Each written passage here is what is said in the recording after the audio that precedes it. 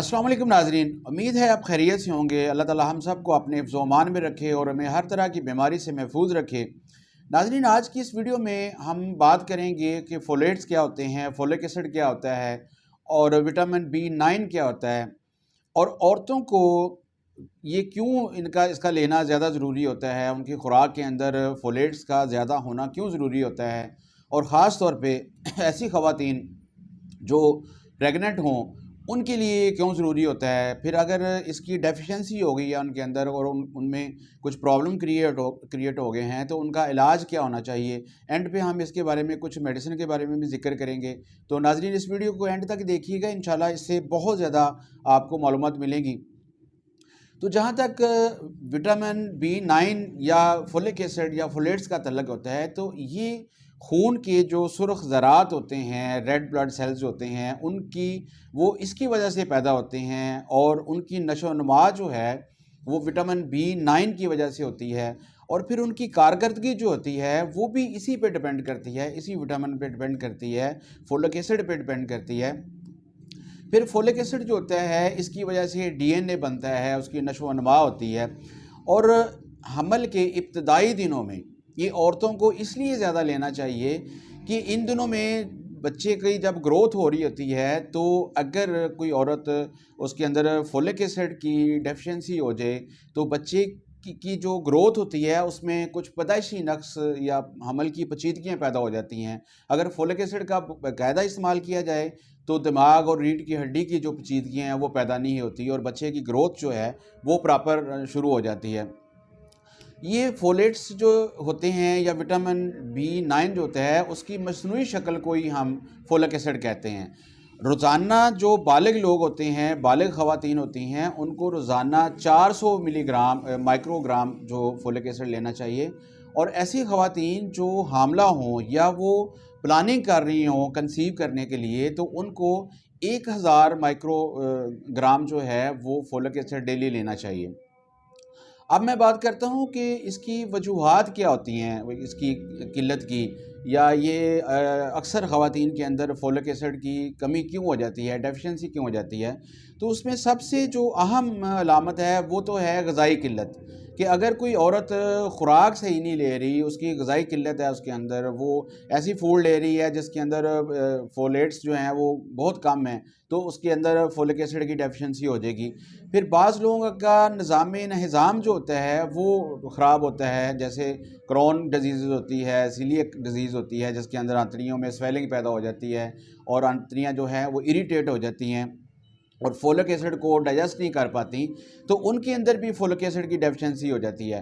फिर ऐसे मर्द और ख़वातीन जो शराब नोशी करते हैं, शराब नोशी करने की वजह से उनके अंदर फोलिक एसिड जो है वो ज़्यादा जज़ब नहीं होता और उसकी वजह से उनके अंदर किल्लत हो जाती है। हीमोलाइटिक एनीमिया होता है ये, जिसमें सुर्ख जो सेल्स हैं वो तबाह हो जाते हैं, फिर वो दोबारा उतनी स्पीड से बनते नहीं हैं, तो उसकी वजह से भी उनके अंदर फोलिक एसिड की डेफिशिएंसी हो जाती है।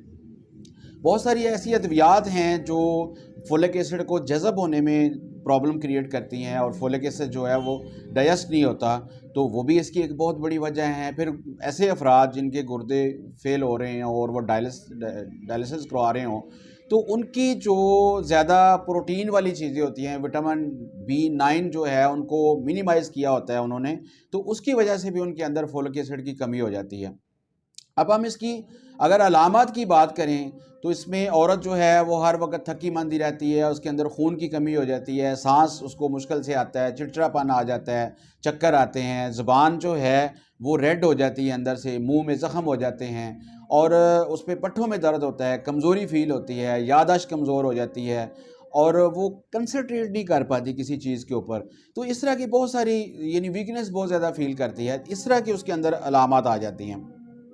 नाज़रीन, अब मैं बात करता हूँ कि फोलिक एसिड की कमी को पूरा करने के लिए या इसकी मिकदार को पूरा करने के लिए, इसकी डेफिशिएंसी से बचने के लिए कौन कौन सी चीज़ें हमें खानी चाहिए ज़्यादा।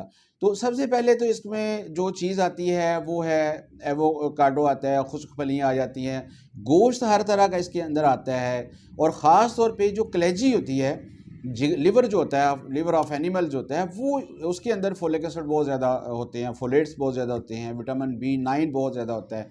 तो कलेजी ऐसी ख़वातीन को ज़्यादा खानी चाहिए, ब्रोकोली खाने चाहिए, खट्टे फल खाने चाहिए, और फिर गहरे सब्ज़ पत्ते वाली जो सब्ज़ियाँ होती हैं जैसे पालक है, मेथी है, इन चीज़ों पे ज़्यादा कंसंट्रेट करना चाहिए। गोभी खानी चाहिए, ताज़ा फल यूज़ करने चाहिए, फलों का रस इस्तेमाल करना चाहिए, मूंगफली खानी चाहिए, और समुद्री ग़िज़ा जो है जैसे फ़िश वगैरह है इसको ज़्यादा यूज़ करना चाहिए। सूरजमुखी के बीज जो हैं वो खाने चाहिए। गंदम से बनी हुई जो मसनूआत होती हैं जैसे आटा वगैरह, बटर और चुकंदर वगैरह जो है वो ऐसी ख़वातीन को ज़्यादा खाना चाहिए। ठीक है, अब हम बात करते हैं इसके इलाज के हवाले से। तो नाज़रीन, फोलिक एसिड की डेफिशिएंसी जो है इसका इलाज जो है वो अलामात की मुताबिक होता है। वैसे तो होम्योपैथी में हर मर्ज़ का इलाज सिम्टमटोलॉजी के हिसाब से होता है, लेकिन फोलिक एसिड जो है इसकी डेफिशिएंसी जो है वो हर औरत के अंदर सिम्टम जो हैं वो डिफरेंट होते हैं, तो उनकी मेडिसिन भी डिफरेंट होती है। मिसाल के तौर पे अगर किसी औरत को प्रेगनेंसी के दौरान खाना हज़म नहीं हो रहा, उसको वोमिटिंग हो रही है बहुत ज़्यादा और उसको क्या आ रही है, तो हम उसको कहते हैं एपिका के ले सकती हैं वो, और कैलकेरिया फास है, पल्सटिला है, चैलेडोनियम है, और बहुत सारी मेडिसिन है। कॉल्चिकम है जो एक बहुत ज़बरदस्त मेडिसिन है। खून की कमी अगर हो गई है तो वो अलिट्रस फेरिनोसा ले लें, कार्सिनोसन मेडिसिन है, और इसके अलावा भी बहुत सारी मेडिसिन है। इसके अलावा अगर हीमोलाइटिक एनीमिया हो गया है तो वो फिर नेट्रोम्योर ले सकती हैं। और इसके अलावा जो सिम्टम्स के लिहाज से जैसे मैंने पहले अर्ज़ किया, तो इसमें नक्सवामिका भी आती है, चाइना है, फेरम फास है, फेरम मेटेलिकम है, और बहुत सारी ऐसी मेडिसिन है, पल्सटिला है, जो इस चीज़ की के लिए इस्तेमाल, इसकी डेफिशिएंसी को कवर करती हैं फोलिक एसिड की, और प्रेगनेंसी के दौरान औरत को बहुत ज़्यादा सपोर्ट करती हैं, मुख्तलिफ़ पेचीदगियों से उसको बचाती हैं। तो नाज़रीन, मुझे उम्मीद है कि ख़वातीन के लिए ये वीडियो बहुत ही ज़बरदस्त साबित होगी, क्योंकि इसमें उनकी ख़ास तौर पे ये रहनुमाई है कि ऐसी ख़वातीन जो प्रेग्नेंट हैं या वो कंसीव करना चाहती हैं, तो उनको फोलिक एसिड जो है और या विटामिन B9 जो है इसको बहुत ज़्यादा अपनी डाइट के अंदर रखना चाहिए और इस पे ख़ुसूसी तवज्जो देनी चाहिए। नाज़रीन, मुझे उम्मीद है कि आपको ये वीडियो पसंद आई होगी। नाज़रीन, कमेंट्स ज़रूर किया करें, हमें गाइड करें कि हम किस तरह आपकी रहनुमाई ज़्यादा कर सकते हैं, किस तरह आपको ज़्यादा सर्विस दे सकते हैं। अस्सलाम वालेकुम।